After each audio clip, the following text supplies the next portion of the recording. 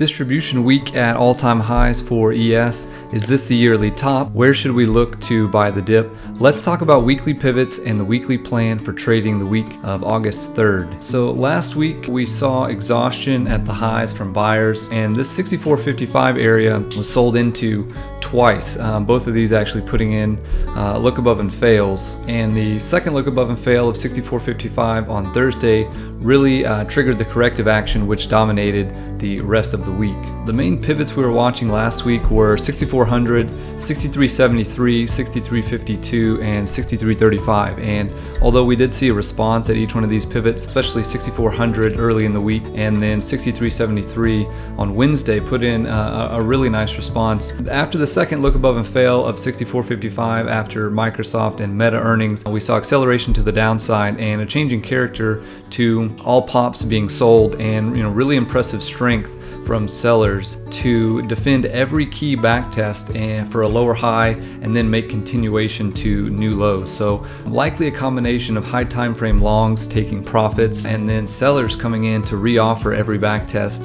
And we got some pretty aggressive selling Thursday and Friday. Really good job to walk this down from sellers at each backtest. By defending those areas, especially 6400 and 6373 and 6335, sellers prevented any kind of reversal rally, just continued this very aggressive sell-off back down into these prior range 6335 to 6255 that we actually talked about last week. So you can see how 6400 failed, and then sellers were able to defend the backtest and hold price below that.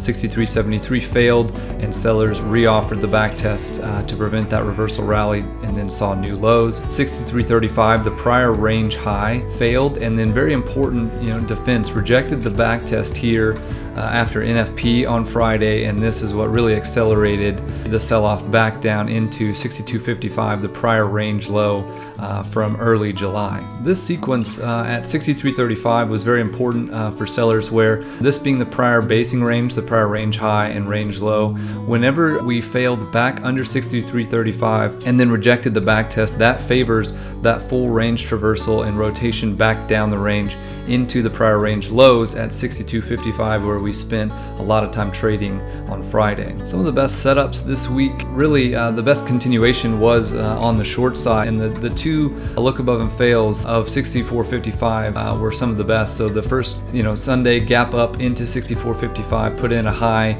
and then look above and fail later on in the night really started a nice correction, which eventually got continuation all the way down into 63.73, and then again after Microsoft and Meta earnings, again attempted to clear 64.55, could not hold above, fell back below and reoffered. So this look above and fail, really nice short setup here. And then after that, any of these key backtest shorts at 63.73, 63.35, and then even 63.01 on Friday provided some nice short opportunities. Still a lot of opportunities on the long side at bounces at any of these key pivots.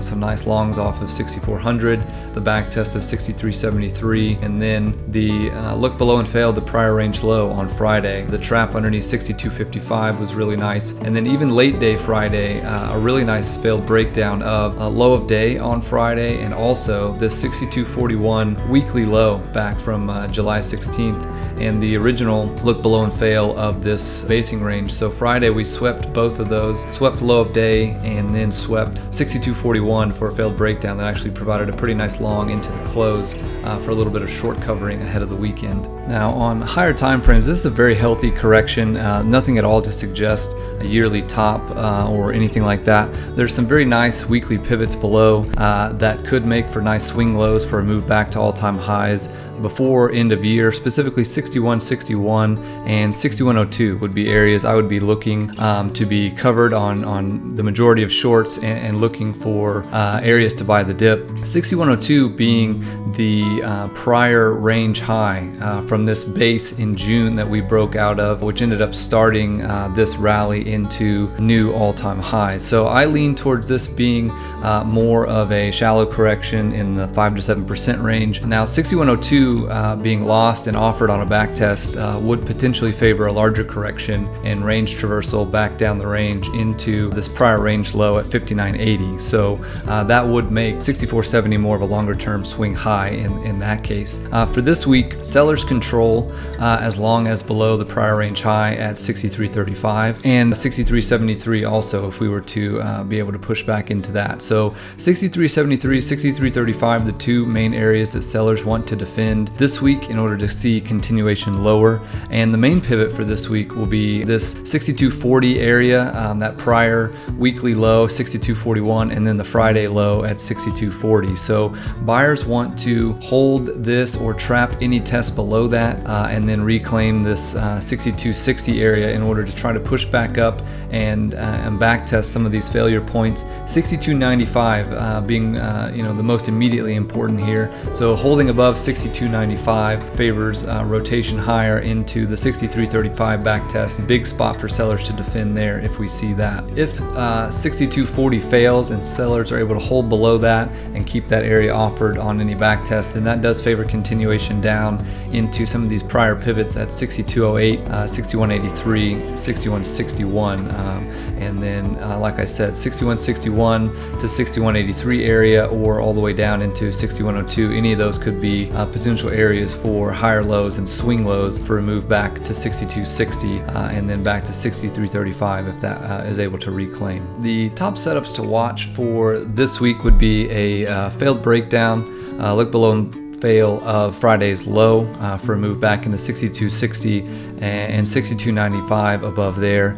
Also a back test short on a direct move if we hold this 62.60 area early in the week and see continuation up into 63.35. I would look for rejections, back test shorts off of that level. And then if the Friday low fails, 62.40 area fails, and we do get continuation down, I would watch for longs off of 61.61 or any traps underneath 61.83 that recover. So that is a big prior low also, 61.83, this low back from the end of June. So those would be the top watches for this week. Overall, should be some good two-way action, some increased volatility this week and hopefully in August, and some opportunities on both sides for trading.